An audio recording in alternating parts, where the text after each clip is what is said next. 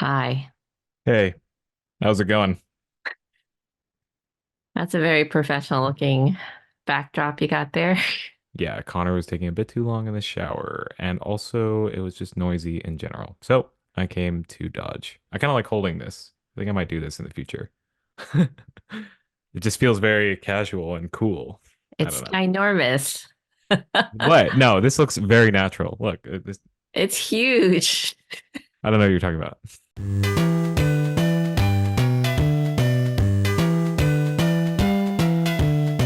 I was actually wondering if this was going to be our first podcast episode where we talked about life, but then it might just depress us more. So anyway. Things are tough. And I'm especially in a very anxious state, with thinking about graduating and what I'm doing after that.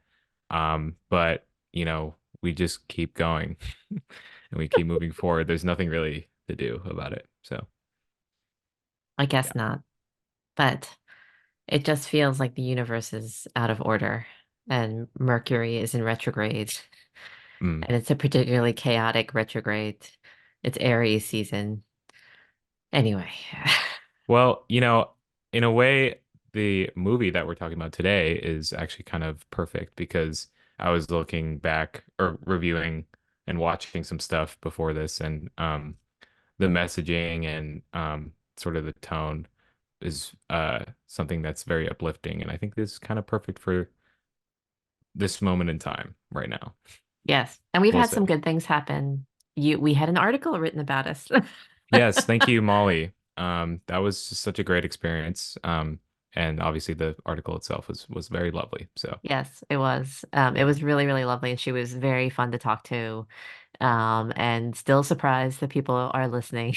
Maybe more people will listen. But yeah, it was great to talk to her. Just because, as you know, for me, the reward is just in doing this. So anyway, so for everyone, this is episode 16. Welcome to episode 16. Today we are going to talk about The Matrix, the original Matrix. And we decided to talk about this because Eric had the opportunity to see it in the theater a few weeks ago for the very first time. So we're going to talk a little bit about the movie, how the movie made such a big impact when it first came out. Um, and then um, and then we'll talk about just, experiences seeing it back then and then experiencing it now. So anyway, okay. So let's start. Let's do the recap. I will also say at the outset that I am like many Asian women out there. I am a huge Keanu Reeves fan. So he I has didn't know that was a trend.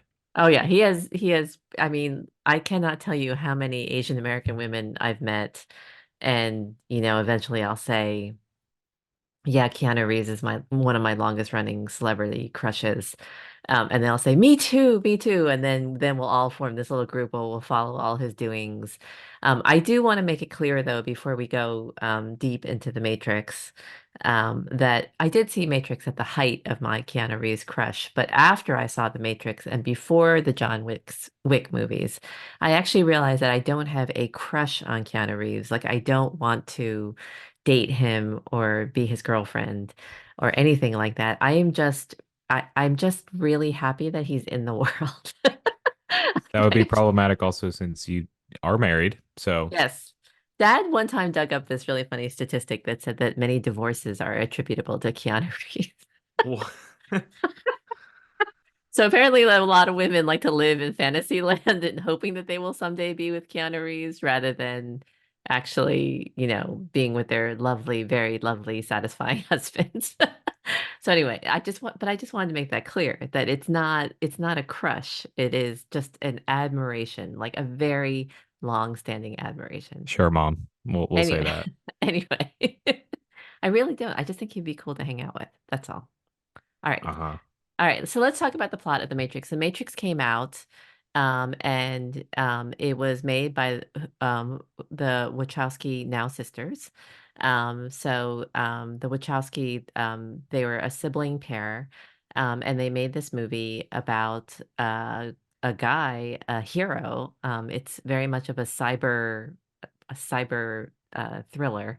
And this guy feels that something is wrong, and he realizes one day that he is part of a artificial simulated environment. And the whole movie and all of the arc of the subsequent movies are all about him and others trying to rebel. So it's a story of revolution. It's a story of fighting back against your oppressors. It's a story of transformation. It's a story of identity. I saw the movie when it first came out in the theater. And I'll talk a little bit about what the impact was back then on me, seeing that movie. But why don't we talk about the first time you saw the movie? Yeah, And sure. if you can remember what you thought of it. Well, the first time I saw The Matrix, I was maybe, I want to say maybe like 10 years old. It was the first. I don't know if it was rated R.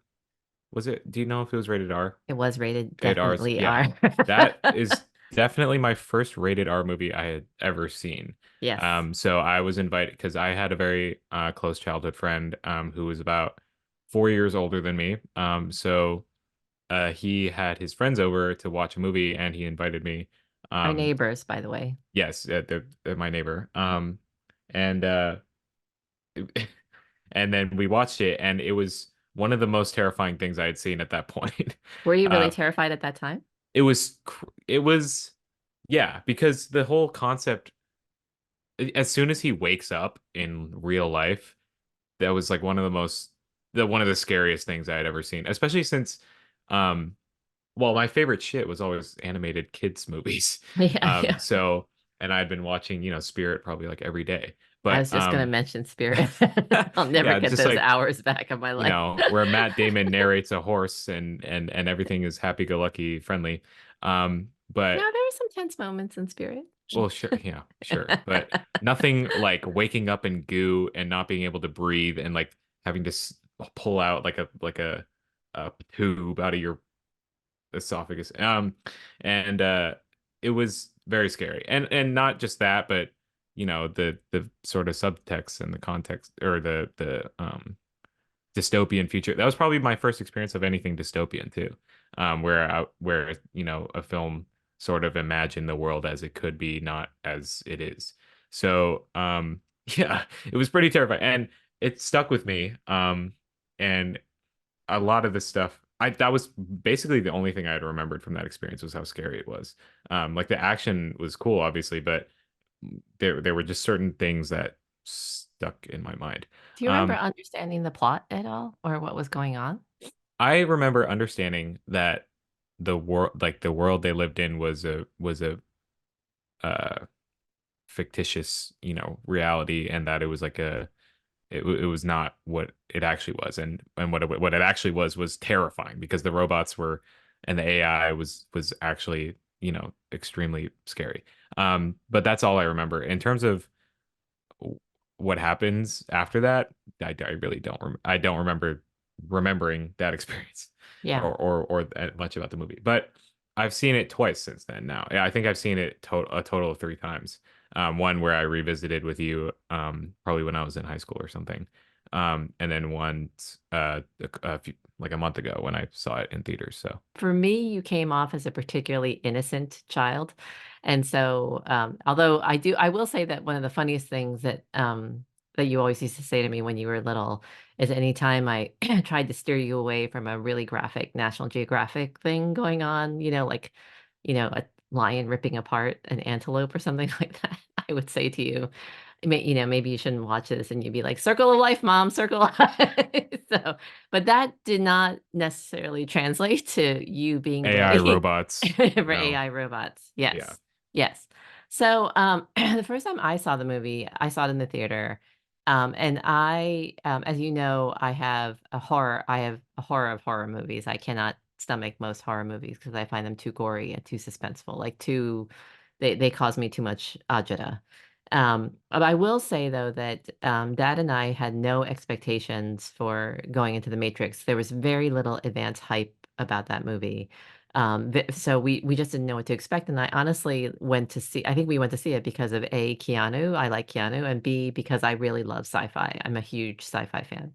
And so I will say though that had I known ahead of time that the movie was about machines taking over the world, I probably might have paused a little bit before going to see it in the theater because the most terrifying movie that I saw as a child is a movie called The Demon Seed. And it is a movie where the machine, the computer takes over a woman. He takes over a household of the guy who created him. And then he holds the woman prisoner because he wants to learn how to procreate. So, and it is so terrifying. It really traumatized me. And then the other terrifying thing was the Terminator, which is again a scenario where in the future, this dystopian future, the machines take over the world.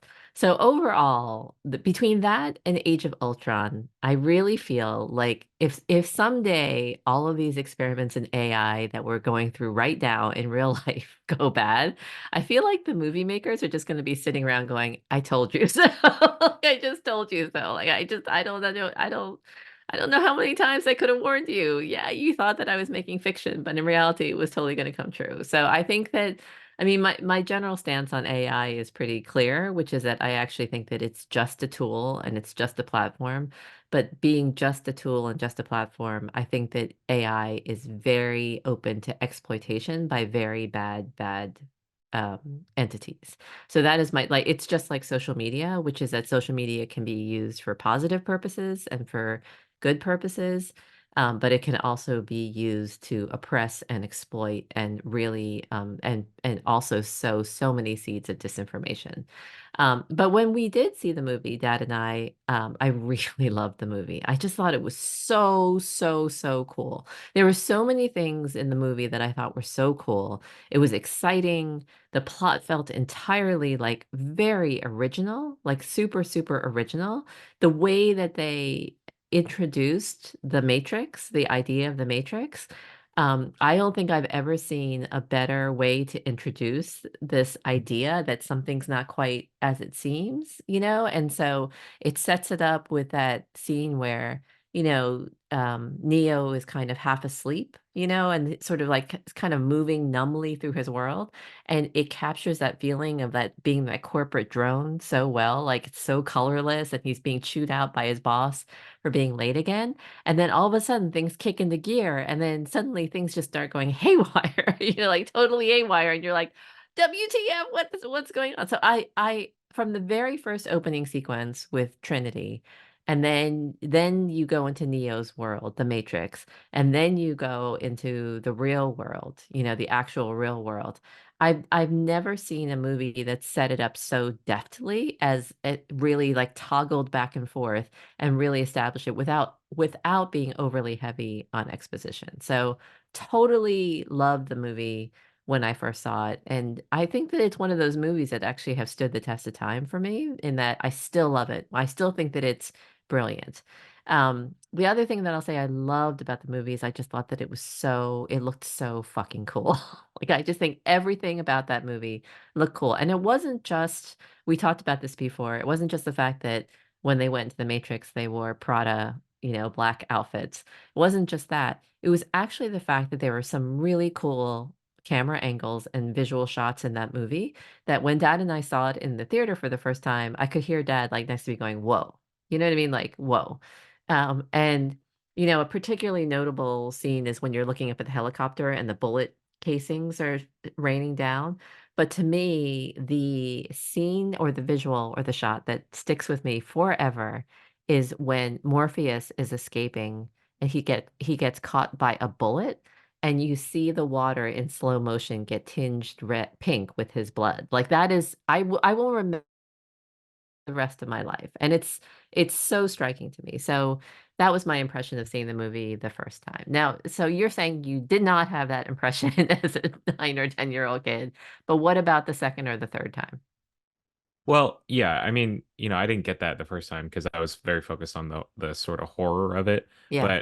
But when I revisited it the last couple times I saw it, um, everything that you just said came through because the horror is still there though. It didn't leave. Like I've it's so I funny talked to because grown-ups after seeing it for the first time and they were horrified by it, like right. really chilled and horrified by it. Yeah, it's still such a terrifying concept because I think because like you said, the movie still holds up. The movie itself is timeless because it's even though the Matrix because the Matrix is like a fictitious, constructed reality Artificial and construct, yes. yeah, it's locked in what like 1999, right? Mhm, yeah, Um that just makes it sort of, you know, timeless in that sense. Like that's just how that's the world they're living in. Like they haven't progressed yeah, in the Matrix.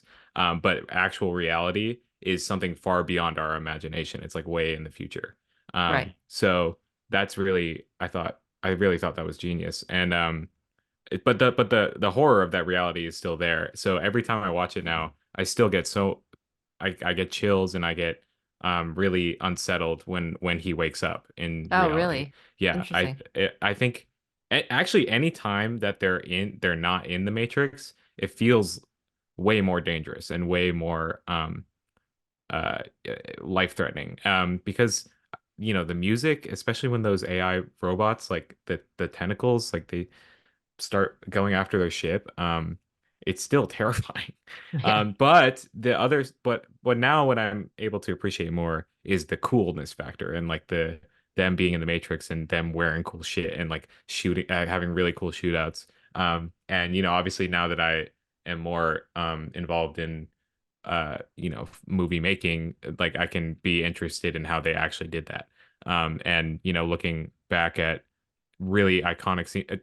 Look, when I looked up stuff for this movie on YouTube, every single scene, it's like every scene had more than 10 million views. Like that's how much that's how iconic the movie is and how yes, it's um stayed with the populace. Um yes. but Yeah, but we it's can, well, because yeah.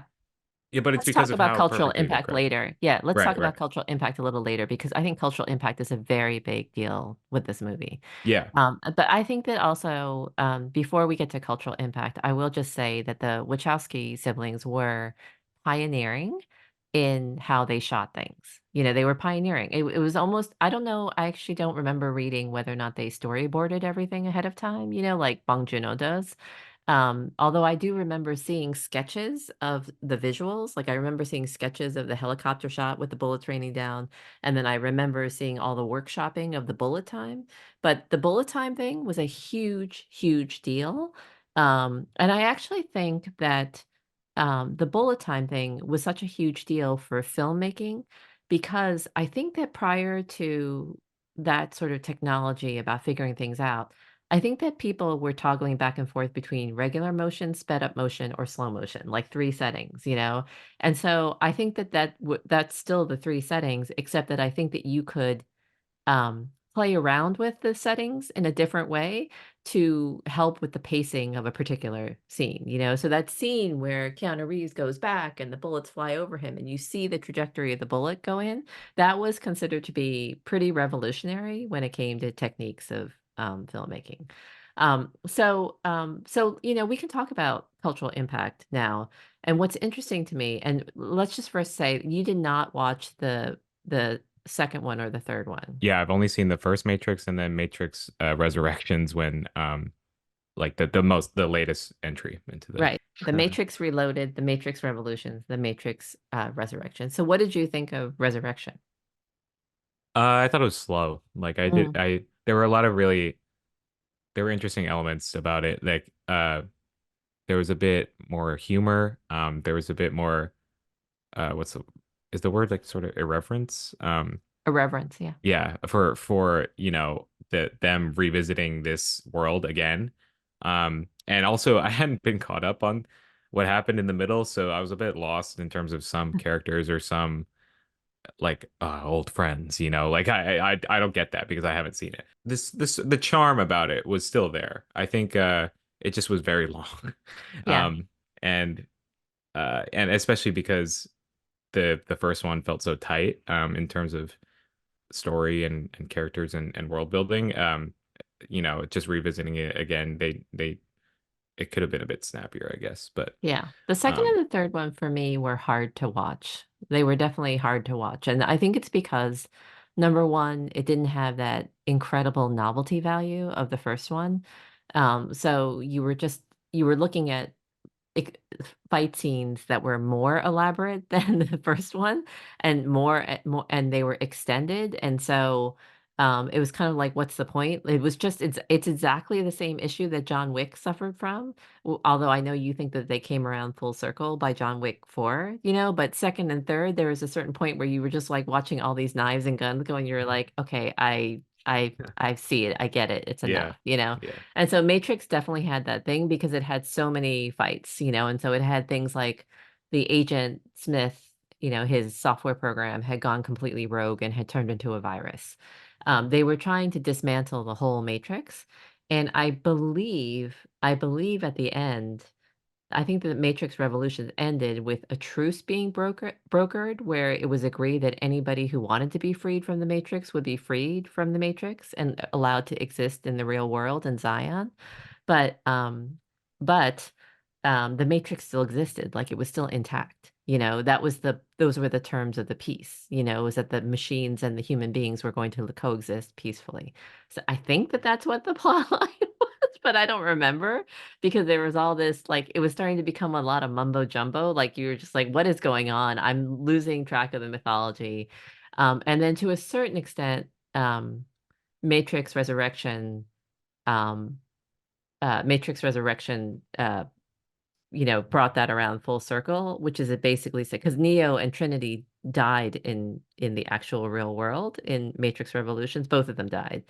And somehow their consciousness was preserved so that they were kept intact, and they were enslaved by the Matrix once again. Do you know what I mean? Like, I think that that was the idea of resurrection, which was to bring them back to life because their consciousness had been preserved and the machines had broken the truce by keeping them enslaved. You know what I mean? Like, I think that was the idea behind resurrection. Either way, either way. Cultural impact. When you and I was thinking about this ahead of time. When you and I saw The Wizard of Oz, you said to me, and when we saw it in the theater on one of its anniversary showings, um, you said to me, oh, there's all sorts of cultural references that I now understand, like, and so it's really interesting to me how a movie enters how enters the cultural lexicon, like how some do and some don't. And so for The Matrix, red pill and blue pill has become obviously a very, very big deal, a huge, huge deal. And in actual fact, it's been um, it's been co-opted by some really disturbing elements. Like there's a whole sort of uh, anarchic incel faction that thinks that the red pill, blue pill, and four is all for them, and they're in constant rebellion against our society. And a lot of their rhetoric is very toxic. And it actually, the Wachowski siblings, in doing press in this latest round for Matrix Resurrection, actually said specifically that they absolutely intended for the red pill, blue pill transformation to be about their own trans identity and their own transformation. So they realized how it had been culturally appropriated by the wrong people or by people who they viewed as toxic. And they were deliberately saying, no, this is actually what we meant it to be. But either way, that movie has had such a powerful, powerful cultural impact. And I think that's really, really interesting about how much of the movie's look and its feel and its themes have really become a part of our culture. The other thing I'll say is that in the time since I saw the first Matrix movie, I cannot tell you how many times I got attacked for Keanu Reeves being a bad actor. I don't know how many times people said to me, he's such a bad actor. And they particularly used The Matrix as an example of he's such a bad actor. They were like, when he goes, whoa, or like, whoa, like, whoa, or whoa, whoa, I'm gonna learn. yeah. Yeah, That's yeah. in John Wick. Yeah, or Yeah, I'm gonna learn jujitsu. Like it's the way that he said things, or the sort of deadpan, slow surfer dude way that he said things. And I had so many people who wanted to start an argument that I just didn't care to have. And since that time, I just want to say that I feel utterly vindicated. Like I don't think that Keanu Reeves is the best actor. Don't get me wrong. Like I don't think that he's like Denzel Washington. I don't even think I don't think he's like Denzel Washington in The Equalizer, But I do think that for these particular roles in The Matrix and in The Equal and in John Wick, I think he's perfect for those roles. I Do you have think anything to say to I, you just that? honestly you just threw a lot at me, but I'll try and I have a get lot to say sorted on here. Keanu. Yes, I understand. Well, on that respect, I understand why people will say he's a bad actor. I don't, but I do too. I don't think they under well, I feel like they may not understand the real purpose he serves because, Hmm. you know, I used to say the same exact thing about Tobey Maguire as Spider-Man. Oh, you Like, did? yeah, Yeah. because I used to say all the time he was always my least favorite because I had only seen the second Spider-Man for a while. So that was my only experience of his character. And he just came off to me as such an NPC, just like doesn't react, or if he does react, it's just very generic and like there's nothing unique about him. Yeah, So yeah. That's that's such what a I great thought. description of him as I an NPC. right, like I that, but that's exactly what it came off to me as. But then I took the time and I watched the first Spider-Man and then I watched the third Spider-Man. Um, and I was missing a core sort of element that was established in that first movie, which is Hmm. that he was not meant to be like this special character or Right. special unique person. He's meant to be sort of a vessel of like this could be you because Right. he's such a regular dude. Like he's just like he goes to work, he goes to college, he has a girl he likes, he has a family he cares about. But these normal, understandable things happen to him, and he has normal, understandable reactions as a good Samaritan, basically. And I think Keanu Reeves has that same presence because John Wick, as much as he's hyped up to be like the greatest assassin or whatever, Right. he's just some guy who's just good at his job, Right. basically. And he has a dark past, but he's just trying to do his thing. And there's nothing unique about him uh that speaks to his character, but there is, the characters around him that react to him in a certain way, like, oh, this guy's my we're blood brothers, like, and maybe you don't see that, but you have to believe it.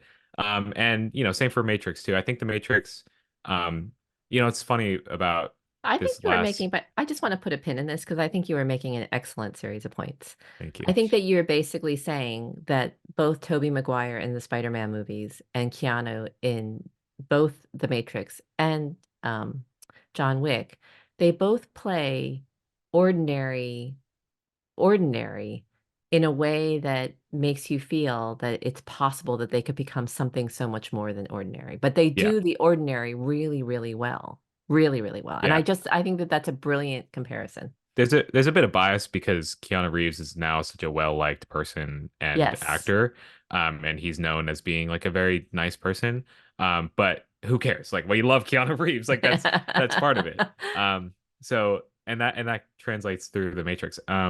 And it's funny because this last time I saw it in theaters was the first time I really felt like it was such an empowering story. Like, I was getting the same experiences I had as the first two times with like the sort of horror and the genius of like the world and then the really cool action bits and Yeah. the messaging. Yeah. So when they play fucking Wake Up by Rage Against the Machine, Yeah. like at the end, I'm just like, holy shit, like holy fuck, like this was dope.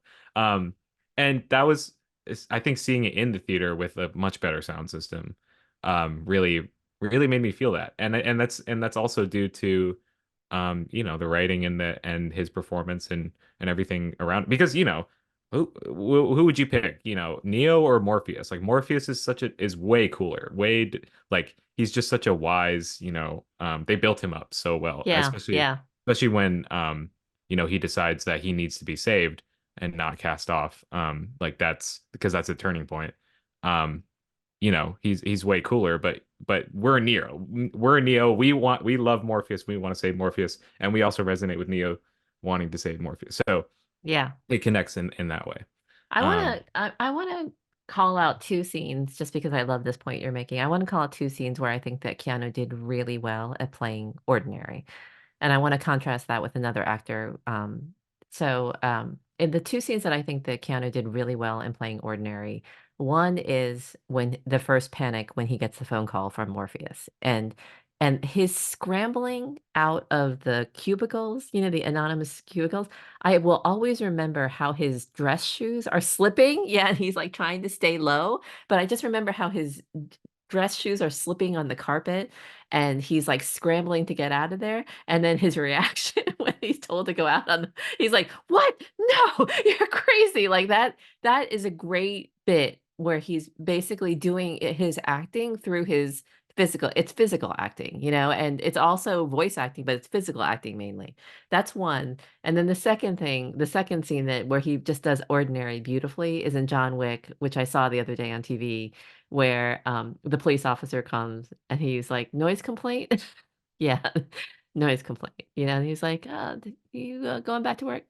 Nope, just taking care of some stuff. Good night, Jimmy. Like, just remember the way that he says, good night, Jimmy, like in this totally ordinary man voice. So I think you're right in that if you can play that type of, I call it almost blank slate, you know what I mean? yeah, Blank slate character. If you can play a blank slate character to the point where all the space around you, as you said, reacts to you, but you have to hold the center as a blank slate. You know, you in some cases you don't even have memories or there's no reference to your past, you know. That to me, I think, is actually really, really hard. That's not an easy thing to do. And I think Keanu does it really well. And to contrast somebody who does not do it well, I was watching there was the latest Star Wars trilogies were on TV over the weekend, and I was watching The Rise of Skywalker, and I was saying to myself, God, I think that Adam Driver kind of sucked in that role. I really do. I think that he sucked because I think the entire time he's emoting torment. Do you know what I mean? Like he's like, I will track him down and kill. I killed Skywalker. Like he's just so praised about it, you know. And so and even the and he's so like he's so obvious about it, and I actually think he was so much funnier in the SNL skit Undercover Boss where he played undercover Kylo Ren. Like I think he's funnier, but as like Kylo Ren, I think he was terrible. I think he I was think terrible. yeah. I mean, in that sense, what works about that character is that he's sort of like it's supposed to be like that because he's sort of a child. He never really matured, and he just wants like these very childish desires and the dark side and all that. Yeah, Um, great. So we have to watch a whiny baby over the course of three yeah, movies whine yeah. about his. So I think the reason why the SNL skit was so popular was probably because that it was just like upfront about like that sort of um attitude Emotional and immaturity. yeah, yeah, and the jokes. So but yeah, that's a great comparison because I don't, that wasn't written for that. I am really curious how you direct that sort of character because what are you supposed to say? Like, oh, you're going, you experienced this before, or like, or you just like, oh, just do your thing, you know? I Um, I think that if I were to guess, I'm not sure how Tobey Maguire does it because I think that that is how actually I've seen Tobey Maguire in other movies and he is a blank slate in other movies, which works really well. I think I the one that is really coming to mind is Cider House Rules, but I actually think that Spider-Man was one of his great best roles. But I actually think that you direct them to embrace the physicality of the physical aspects of the role. I think that you get them to embrace the fighting and the stunts and do all the crazy things. And then in the meantime, you know, you as a director, you say, I'm going to create these pockets of silence where everything around you is a set piece. Everything around you is a reaction to who you are. So in other words, it's going to make you feel uncomfortable. Clearly Neo is supposed to feel uncomfortable at being told repeatedly that he is the one, you know, and you know, everybody's trying not to freak him out, but they're all being like, "Oh yeah, we're geeking out over the fact that you were the one." And he's like, "I'm not the one. I can't possibly be the one. I don't even know what the one means," you know. And so that to me is, I think, how you would write that script We should write this script. We should write a script like this. The Yeah, that's a really great point though, the physicality. Because if we're not gonna really uh latch on to sort of personal, context or history with the character, then we're gonna have to just see it to believe it. And we're gonna have to Yes. see like them really just but we're gonna have to believe that they actually think these things and all that. Like, I just got to chill, by the way, because I think that the other part of roles like that are that you have to play against type. You have to resist your destiny. And the reason why I got to chill is because I was actually remembering how much I complained about the first season Avatar, The Last yeah, Airbender, and I complained about how jokey it was, but that's because Aang was rebelling against his fate, you know? I mean, he knew that he needed to learn all these things, but the kid had been frozen in ice forever and had lost all of his people, you know? And so there's no way he was going to step up and just suddenly be like, "Hey, I'm the Avatar and I'm going to defeat the Fire Lord and everything like this that." is You know good. what I I'm mean? glad. I'm very glad you took this away. Yeah, So anyway, so my point is that like I think the best shows and the best movies are the ones who can really pull that off in terms of rebelling against your destiny, really being a blank slate, not being too obvious about how ill-suited you seem at first to the role, you know, having it be like some things you really pick up quickly, and then but then having the arc of accepting your destiny and accepting your fate be really, really powerful when it does come. Yeah. yeah. And one thing you mentioned briefly, but I would love to get into now is the trans allegory because the that was something I had not at all thought of Oh, really? been until I had been told that the Wachowski sisters like transitioned and Yeah. um it just it told because going into the theater experience knowing that I didn't really I sort of watched the movie, I like to just kind of submit and just like be absorbed into the movie. But I did go in knowing that, so I was sort of on the lookout for like for those signs. But it's crazy because I didn't get that. I mean, like I didn't really I didn't nothing that from watching the movie says like this is about the trans experience or this is an allegory to what people what people go through in that Yeah. respect. That's Um, because in that case, it would be a terrible movie if it was that obvious. You know exactly, what I mean? exactly. Yeah. So It's about intent, you know? yeah, but then I just watched a video where it basically just cuts together what the Wachowski sisters say about what their intent was and then just lines from the Matrix. And then it all becomes so clear. It's crazy because it's like, "Oh my God, that's so obvious." Like obviously that's what they're saying, especially when they're talking about their intent. You could see that they really meant that. Yeah. And they so they masked it because it wasn't marketable or like, they obviously if it was directly openly addressing that, it wouldn't be really readily accepted, especially at that time. But like in a way, masking that or not really directly addressing it made it that much more profound and I know. incredible. Powerful. Like I agree. so something this is random, but something Tarantino said I saw in another clip was that the TV spots, the Matrix TV spots, were what made him want to go watch the movie. He had no idea what it was about. Like Hmm. everybody's going in blind, like they have like because the Yeah. promotion Like was we so did. little. But all the promotion I looked at of those TV spots, they're all just like the Matrix, and it's like what is it? And we have to break down the Matrix. Like what does that mean? But every single TV spot ended with Morpheus saying you can't just be told. Like you have to see it to believe it. Right. And that's exactly what the experience of the movie is. Like you have to see it. So when you compare that line to if you think about how somebody who's transitioning or somebody who's struggling with their identity watching that, hearing that must be so profound and empowering because they're saying directly to you like you just have to go for it or Yeah. you You just have have to to embrace your truth. exactly, yeah, Right. That's the central metaphor. You have to embrace your truth. Hmm. And a lot of people don't know what their truth is, but for people who do know what their truth are, they always feel like something's wrong. That's the other interesting thing about that metaphor, like Neo doesn't feel like things are right in the Matrix. He's in this beautiful, seamless world that feels real to him, but it doesn't. And so because he's Neo or whatever, he keeps on noticing that things are off, or they're like wrong. But his whole consciousness is shaped by this artificial reality, which is why they say early on that they never take people as young as him. And I actually think that one of the most profound scenes is where they're working on Neo's physical body. And he says, "Why do my eyes hurt?" And he says, "Because you've never used them, and his muscles were atrophied because he's never used them, which is really just incredibly powerful. Anyway, Yeah. I definitely think that The Matrix belongs on on my top 10 list. Both for its entertainment value, its film production quality, the characters, and also just its staying power. I think it was a huge culturally impactful movie.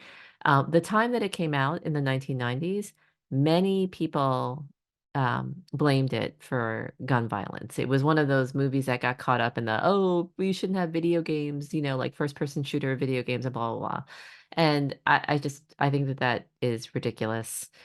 Just like I think it's ridiculous how incredibly prudish Americans are about any kind of sex, any type of, like how how Puritan we get about so many things, and we're quick to blame like mass media for things that could so easily be managed by regulation and better services, better social services. And so, but either way, it was a hugely impactful movie and really lives up there with my top five, I think, probably with, I'd say, what is a Galaxy Quest?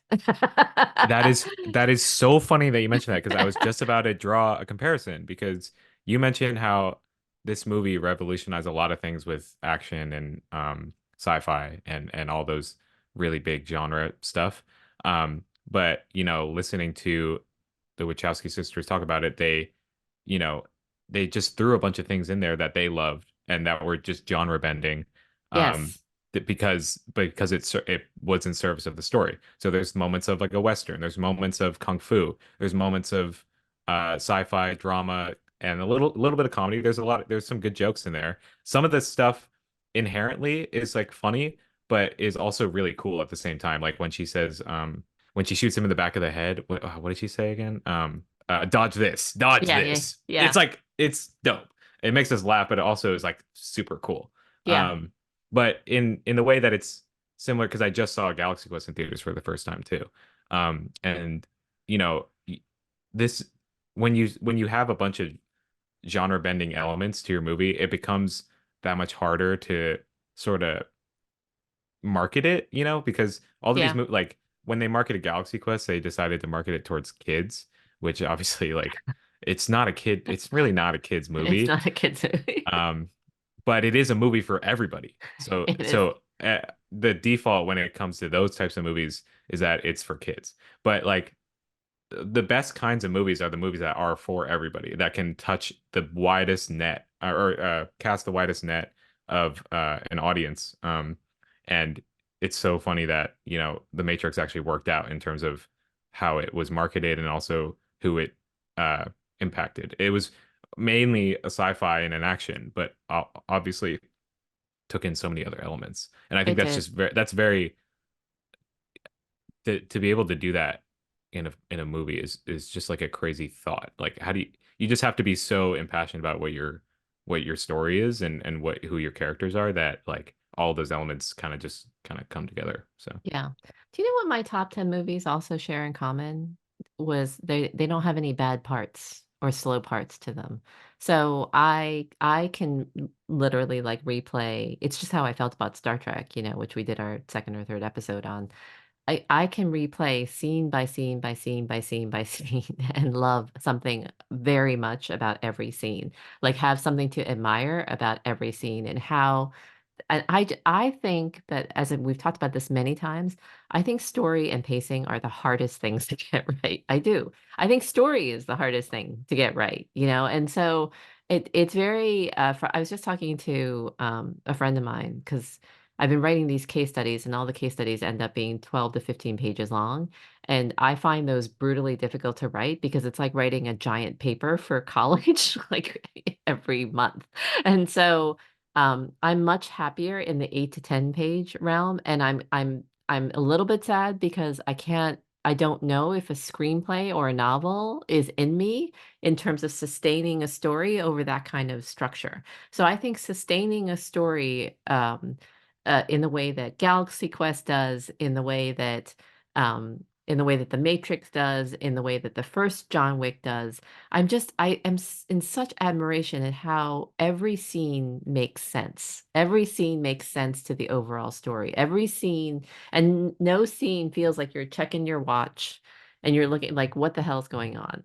I kind of felt I kind of felt like I was checking my watch during movies like Poor Things. Definitely, you felt like you were a little bit checking your watch during Boy and the Heron, remember? So when you have those moments where you feel like, I don't understand what's happening here. I don't understand what the point is here. Where are we going? I just want to get back to the story. Then that's a really frustrating moment as a moviegoer. But The Matrix is to me an almost perfect time capsule of what it was supposed to do and what it was supposed to be, and it's one that is held up over time. I mean, I kind of feel the same way about Wizard of Oz too, to tell you the truth. Like the really truly great movies are the ones where every single part withstands scrutiny, and you're not going, well, that scene was a real stinker or that line reading sucked. You don't think that. You know what I mean? You just don't think that. So anyway, definitely. I'm glad you got it. I'm glad you got to see it in the theater. In Dolby. Yeah, the sound was much cooler. Did it Um, look cool too? yes, yeah. I mean, just like that's another thing, the design, the color. Obviously, it's one of the most talked about things when you talk about the color of a movie is, everything in the Matrix is green and everything in real life is blue. Like it sounds so simple, but I'm sure it would feel so different if the Matrix was if the Matrix was red, if it was like the girl in the red dress, like if they had just Yes. like embodied that entire aesthetic, like how different would it be? It'd probably be Yes. really awful to look at. Yes, um I remember thinking noticing the difference and not I did when I watched The Matrix the first time I didn't know how filters worked, but I did notice the different color and lighting of the Matrix versus the real world and how they signal that. And it's interesting because I've gotten much I don't think I still don't think I'm very savvy at picking up on that. And so when you were telling me in Little Women how they were signaling the time jumps, I was like, what? I don't I don't see right, that. right. That was the first time But I ever noticed it. Yeah. I think the Matrix design, everything about the design is super, super cool and super, super sharp. From their different outfits and look and feel for how the real world felt versus the Matrix, all those decayed buildings, those abandoned buildings that they were entering. There are some things that I still find a tiny bit. There's some things that I just have willing suspension of disbelief, like I don't need to figure out. So it's kind of the same thing when I'm trying to figure out how time loops work in like time traveling movies. I try not to think about it too much, but for example, like I cannot tell you how many wikis I've read about Edge of Tomorrow and what happened at the end of Edge of Tomorrow in terms of resetting the time. But anyway, with The Matrix, one of the things that I didn't get is why they needed an actual phone, like why they Mm, needed to get to an actual phone to exit the Matrix. Like that, yeah. that to me has never made sense. Maybe it's like something mental, like you actually need to see a phone in order to be able to mentally exit the Matrix, but I don't get it. Something with, I don't know, something with electrical signals or something. I mean, I don't know, like the Matrix is fake, so I don't know how that really I know. translates, but I know. It's like how Agent Smith translates into a software program that becomes a virus. right, Like right. that I can get the concept of basically, that he's embodied in this world as Agent Smith, but I don't get the concept of why they need an actual phone to exit. By the way, that reminds me of that explanation that you gave to Auntie Serena about how to exit, how to eject a thumb drive. Yeah. Like, basically that there's old ways that you used to like eject the thumb drives, and then there's new ways that you would eject the thumb drive. Right. And so maybe the Matrix had its own logic about how you eject from Yeah, from the yeah, Matrix, and the phone in the Matrix represented the proper eject procedure yeah. to It's get like out of the why network. can I just pull this thing out but not this thing? Yeah, like Right. yeah, Exactly. Like why can you just exactly. So yeah. and why does So why does it manifest as deja vu, when right. there's a glitch? So Yeah, so in that way it makes sense. And yes. I know I already mentioned this, but just playing I just something that really struck me this past theater experience was that the fact that they chose to play a Rage Against the Machine song at the end, Yeah. That which was Dad's it's favorite part. yeah, it's like that decision is just so interesting because the whole movie it's stylized, it's scored, it's like everything is completely organic in terms of like what the movie creates. Right. But I feel like they must have just known that like we have too like iconic of an ending or like empowering of an ending to just end on like a something that's only contained to the movie. Um, and using that song was just such a sick way to end the It movie. was a As sick like, way. I think there's a part of filmmaking, I think that some of it is like this is about the craft, this is about the story. Like we're really putting it out there and we're putting our message out there. And then there's just like, let's just do it because it's cool. Like Yeah. this is dope and we're gonna do it anyway. So Yeah. I kind of That miss song at the that. yeah, that song at the end though, you're right. It comes out of nowhere in the sense that it's a song rather. But it does really match tonally the score at different key moments of the movie. So like when he does his first kung fu fight with Morpheus, that's a very percussive beat, percussive heavy beat, percussion heavy beat. And then when they go, every time they enter the Matrix and they show up in their really cool outfits inside the Matrix, and they again play that do-do-do-do-do-do, like that sort of, bass, drum roll type of thing. Very, very cool stuff. But I think you're right that in terms of using that particular song, which is a great song to run to, that particular song is ending that movie with an anthem. It's basically saying we need more than a score, we need an anthem. We Yeah, need to show yeah, that Neo is rising to power, which is when you need like an anthem like, yeah, song. But it was yeah, great. It was so sick. yeah. I agree. Yeah. Um, I forgot to mention on the topic of the trans allegory that the character Switch was meant to be somebody that switched genders like when they were in the Matrix Really? versus out of the Matrix. So Switch was meant to be a woman in the Matrix, but a man out of the Matrix. Oh, no way. So That is so cool. yeah, but obviously they didn't go through with that because it would have been more obvious. But that would have been cool. I think Yeah. that still would have been a really cool character element. Yeah, if you think about it, by the way, I mean, I'm surprised that The Matrix got made, and you know what I mean, that it got made and it survived in that form, Yeah, because you could see how that movie would be completely and utterly destroyed by studio heads. yeah, And exactly. so there was this huge, huge famous battle between Bong Joon-ho and Harvey Weinstein over Snowpiercer, where he desperately wanted to cut Snowpiercer by like I think 45 minutes, because he's like, I don't get it. There's too much. They're just in a train, blah, blah, blah. And Bong Joon-ho kept on insisting, I'm sorry, but this is exactly how I make the movies. And there's no extra footage. There's no way to transition. I storyboarded it just like this, and I'm going to fight for it. And Right. so I do wonder, I do think that there were lots and lots of studio heads or studio suits, as they say, who allowed The Matrix to be made as it was. And maybe Agent Switch Smiths. yeah. Maybe Switch was one of the things that got cut. Yeah. But no, last but not least, Agent Smith had made such an indelible impression on Dad. Yes. Yes. Yes, Mr. Anderson, that he refused to accept him as Elrond. Yeah. Yeah. So Good like stuff. time Lord of the Rings came on, you could hear Dad going, Mr. Anderson. I'm like, Dad, you're totally ruining the Yeah. movie. That's so funny. Yeah, I didn't quite But agree with that. I thought that Hugo Weaving looked pretty elven I thought he looked like an elf. I could separate them both. That's funny though that it left out enough. But I think that does speak to probably how unique his performance was in The Matrix. Like it Yes, was very iconic. That voice is just the so like smell. and yeah, You smell. here I could do. I hate this place.